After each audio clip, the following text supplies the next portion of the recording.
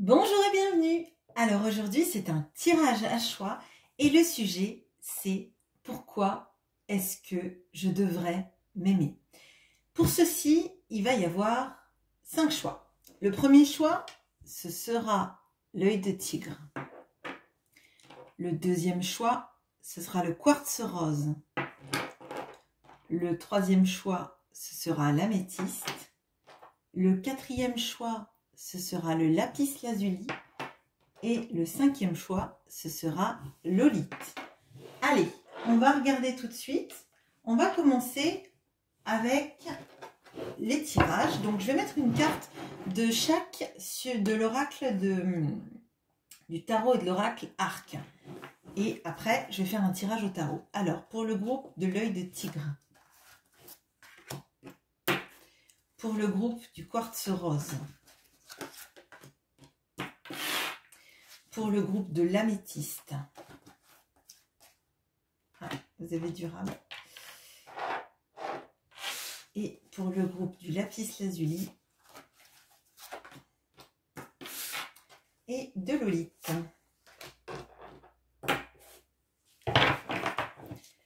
Allez, c'est parti. On commence tout de suite avec l'œil de tigre. Alors, là, vous avez le cerf. Moi, là, avec le hiérophant, ce que je ressens tout de suite, c'est que vous êtes quelqu'un de plutôt traditionnel. Quelqu'un qui a énormément de goût et qui tient une place très importante pour tout ce qui est des traditions. Fêter les fêtes en famille, se retrouver autour d'un bon repas, quelque chose des valeurs stables d'enfance. Ça veut pas forcément être, c'est pas forcément celles qui vous ont été inculquées, mais c'est vraiment la tradition dans le côté un petit peu rassurant, sécurisant. Alors, on va regarder. Pourquoi est-ce que vous devriez vous aimer?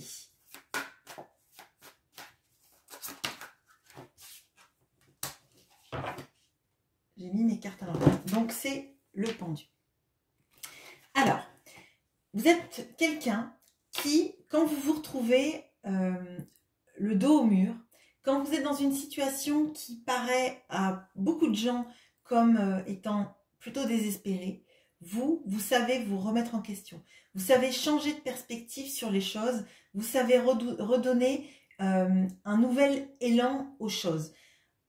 Alors, quand je dis un nouvel élan, ça ne veut pas dire que vous foncez. Ça veut dire qu'en fait, vous regardez les choses sous plusieurs angles pour ne pas rester stagnant ou stagnante dans la situation, mais d'essayer de trouver en fait le côté positif qui va vous aider en fait à avancer. Là, chez vous, dans ce groupe-là, moi je sens beaucoup de choses de vouloir se reconstruire ou se construire dans j'ai l'impression dans un plus jamais ça. Les choses ont été difficiles et maintenant en fait je ne veux pas rester dans ce qui a été difficile, je veux avancer avec des choses solides, des choses stables, des choses qui vont me faire aller bien et faire aller bien les gens qui sont autour de moi. Potentiellement, peut-être que dans ce groupe-là, il y a des personnes qui portent la responsabilité d'une famille, des enfants ou des parents et moi, je sens un cœur vaillant, en fait. Vous n'avez pas peur quand il faut aller sauver votre situation, de la regarder sous un autre angle et de ne pas vous voiler la face. Peut-être que vous avez eu tendance à vous voiler la face dans votre vie, mais là, maintenant, ces énergies-là, elles ont disparu. Alors, pourquoi qu'est-ce que les autres, qu'est-ce que les gens aiment chez vous?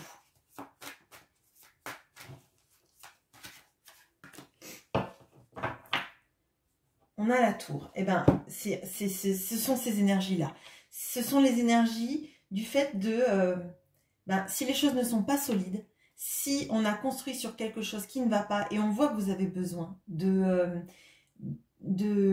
alors, de solidité, mais c'est pas pour moi, c'est pas du financier, c'est vraiment un, un environnement en fait sain, serein, où vous n'avez pas à vous inquiéter. Et j'ai l'impression que quand vous êtes dans un environnement qui ne vous convient pas, qui ne va pas, vous n'avez pas peur de tout quitter pour reconstruire. Et ça, les gens vous admirent pour ça. Parce que eux, ils n'ont peut-être pas cette capacité-là à repartir de zéro ou à changer une situation du tout au tout. Quel est le conseil pour vous du tarot?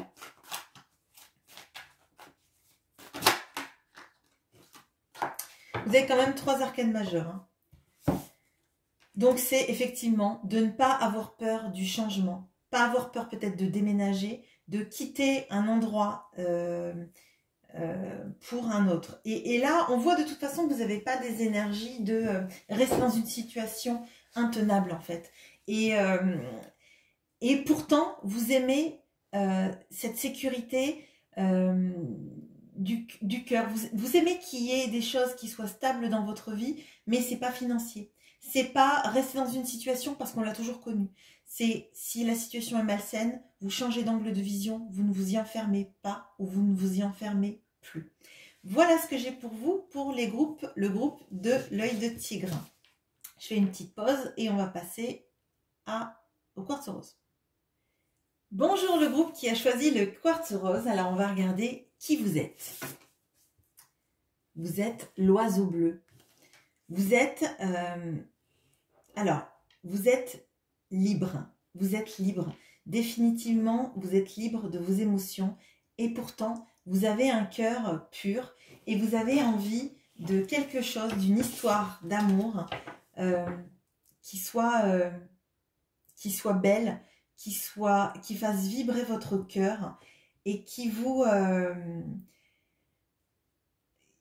vous enferme pas.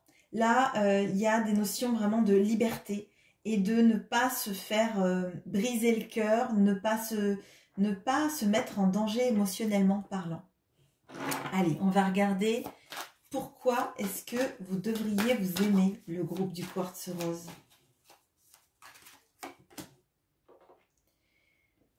Parce que vous êtes quelqu'un qui sait communiquer, qui essaye toujours de trouver la voie de la communication avant les actions. Vous essayez toujours de dénouer le conflit avant qu'il explose. Vous essayez de désamorcer les situations par la parole, par la tentative de trouver des accords, trouver des raisons, trouver la voie VOIE, qui va apaiser en fait. Dans ce groupe-là, moi je pense qu'il y a beaucoup de personnes qui ont peur qu'on leur fasse du mal par les mots et qui du coup font tout pour eux ne pas être dans ces énergies-là, de blesser par la parole, de peut-être trop surinterpréter et vous essayez vraiment de vous accorder une grosse importance, excusez-moi, aux mots que vous utilisez. Pourquoi et qu'est-ce que les gens aiment chez vous?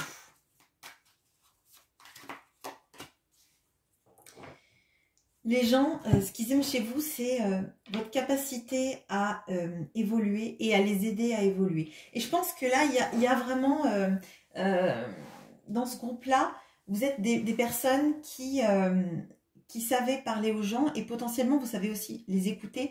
Ou en tout cas, si vous ne savez pas les écouter ou si vous avez cette impression que vous ne savez pas le faire, vous les aidez à mettre le doigt sur ce qui, chez eux, est limitant. Et grâce à votre dialogue, à votre volonté de discuter des choses et de mettre le doigt dessus, vous arrivez à leur permettre de se transformer, de comprendre là où chez eux ça ne va pas et comment évoluer en fait. Là, par contre, je vois aussi qu'il y a le phénix et puis il y a ce bluebird là. pour moi, il peut y avoir des signes d'air, par exemple, dans ce groupe-là. Des personnes qui attachent une grande importance au dialogue, à la parole et oui, à tout ce dialogue qui fait sortir en fait les meilleures choses de nous. Quel conseil vous donne le tarot?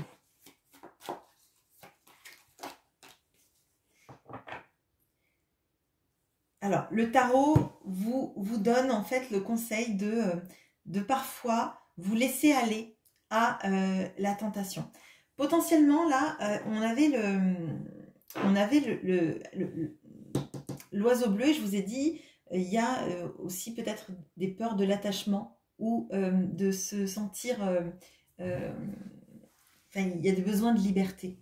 Et avec le diable, il y a, je pense, ce conseil, c'est d'accepter de vous attacher parfois à des situations ou à des gens parce que vous allez en tirer le positif. Et parfois aussi de succomber à la tentation. Bien évidemment, une tentation qui ne va pas vous faire du mal derrière, on est d'accord, qu'on ne se jette pas dans la gueule du loup ou dans quelque chose qui va vous faire du mal. Néanmoins, peut-être que vous êtes beaucoup dans le mental puisque vous cherchez à avoir une communication équilibrée et qu'on vous dit que des fois, il faut juste peut-être profiter des situations sans chercher à poser les mots justes dessus ou sans chercher à les analyser, les comprendre et toujours dialoguer sans faire en fait. Je pense que là, le conseil, c'est de vous laisser parfois aller à tenter les choses sans essayer de les ranger dans vos mots en fait.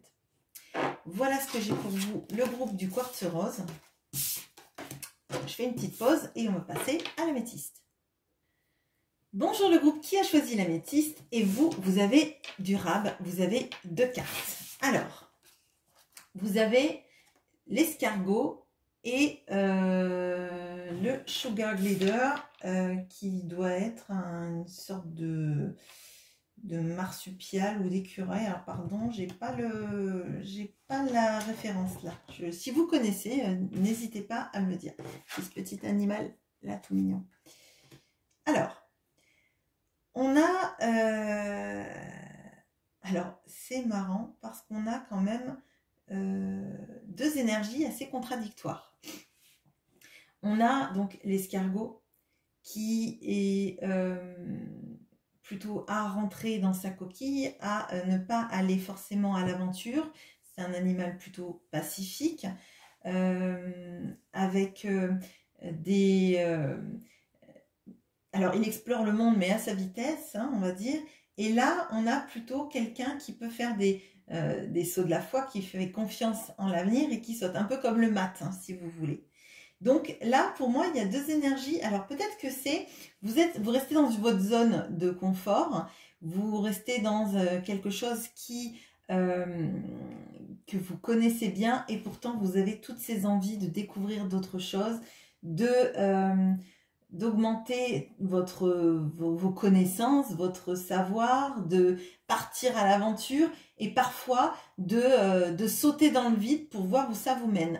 Il y a, à mon avis, là, il y a ce qu'on fait et ce qu'on aimerait faire dans ce groupe-là. Alors, pourquoi est-ce que vous devriez vous aimer le groupe de l'améthyste?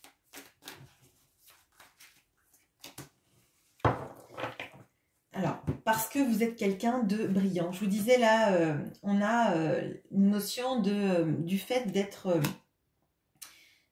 quelqu'un d'intelligent, quelqu'un qui est avide de connaissances. Et pour moi, vous devriez vous aimer parce que vous êtes quelqu'un de brillant. Vous êtes quelqu'un d'intellectuel. Vous êtes quelqu'un qui analysez et comprenez les situations tout en ayant un mental en fait... comment dire, c'est pas serein, je veux dire, mais stable. En fait, vous avez confiance en votre capacité intellectuelle et c'est une grande force dans votre vie. Ça ne veut pas dire que vous avez fait des études extrêmement poussées, ça veut dire que vous savez réfléchir de la bonne manière face aux situations. Pourquoi est-ce que les gens vous aiment? Qu'est-ce qu'ils aiment chez vous?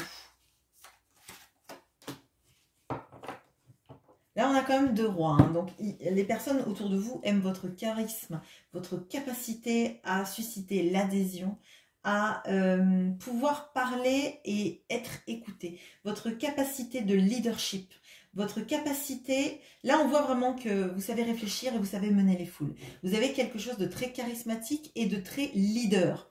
Peut-être que vous ne l'exprimez pas parce que vous restez dans votre coquille et que, en fait, vous seriez tenté de changer complètement votre manière de vivre et de faire pour faire le grand saut vers quelque chose où vous ayez vraiment votre place et que vous ne soyez plus protégé dans votre coquille.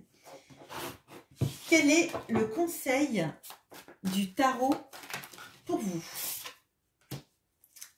On a le valet d'épée. Eh bien, encore une fois, on a la connaissance, l'envie d'apprendre, l'envie de s'instruire, l'envie de tenter des nouvelles expériences. Pour moi, là, dans ce groupe-là, il y a beaucoup de personnes qui sont capables d'énormément de choses, d'un point de vue entrepreneurial, d'un point de vue intellectuel.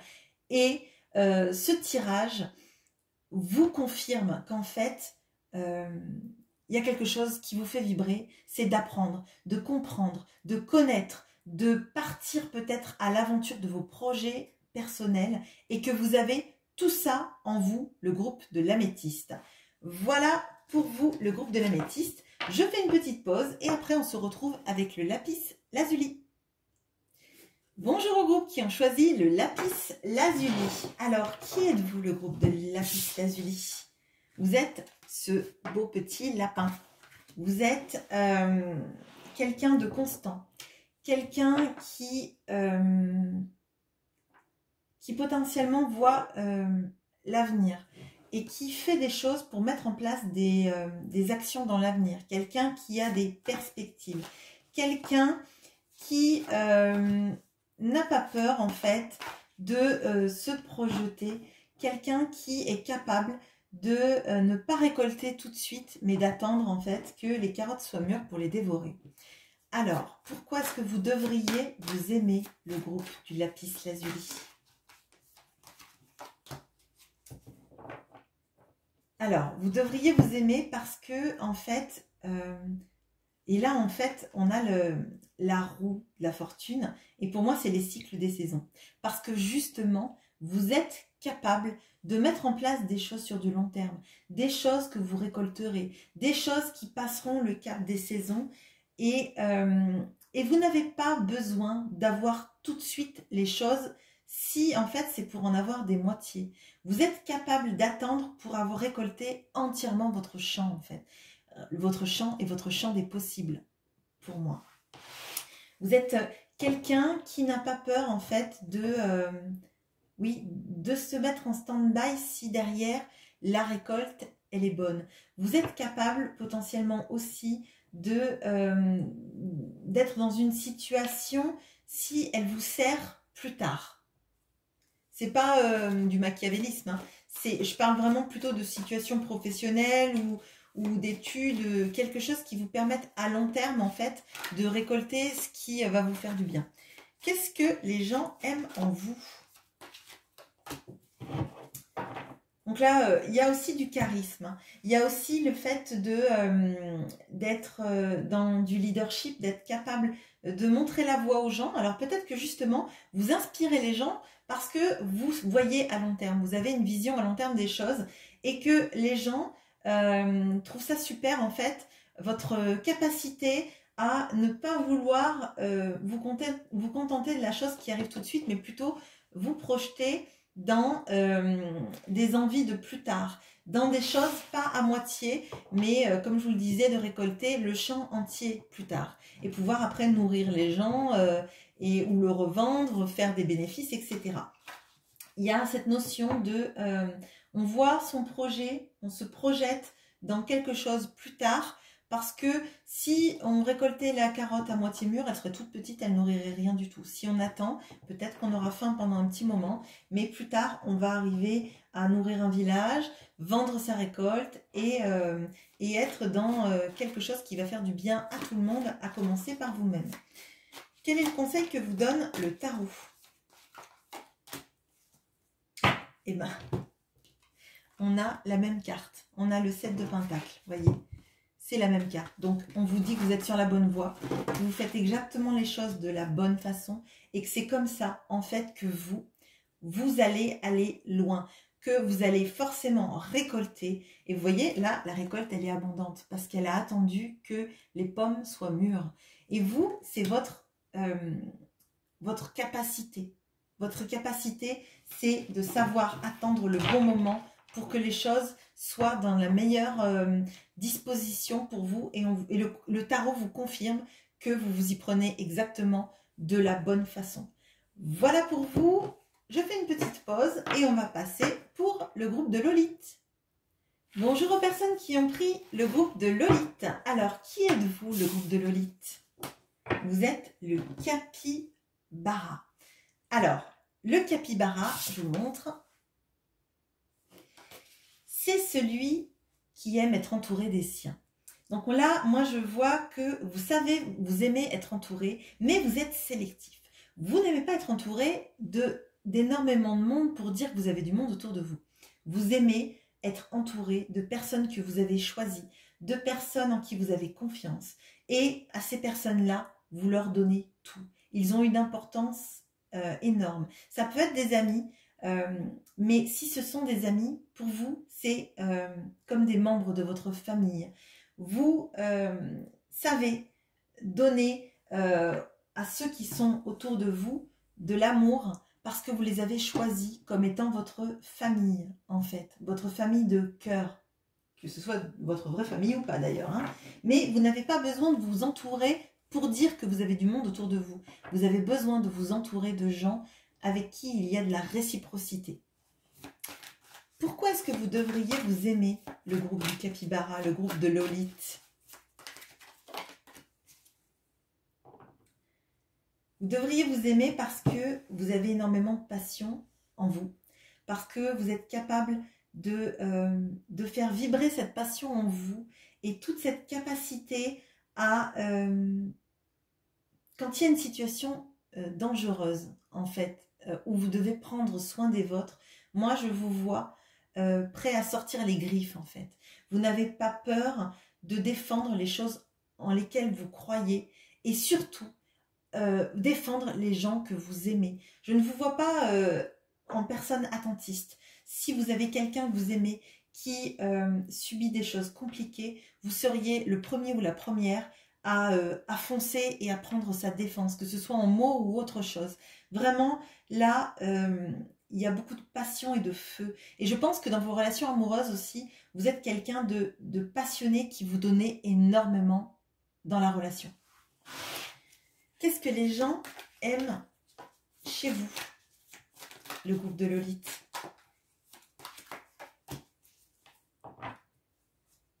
Alors, on a la reine de coupe. Donc, vous êtes quelqu'un qui est là pour les autres, qui les écoute, qui veut donner des conseils, qui les aime dans leur, même dans leurs failles, en fait. Vous êtes l'oreille attentive qui accepte que les autres puissent être faillibles, puissent se sentir faillibles, et vous êtes la main tendue. Vous êtes l'oreille tendue, vous êtes la personne compréhensive. On voit là que vraiment, il y a énormément d'énergie dans ce groupe de Lolith, de personnes qui donnent de leur amour, de leur temps, de leur passion. Et parce que justement, vous savez vous entourer de personnes en lesquelles vous avez confiance. Peut-être que vous avez un groupe restreint de personnes, mais en tout cas, ce sont des gens que vous aimez vraiment. Quel est le conseil du tarot pour vous, le groupe de Lolith?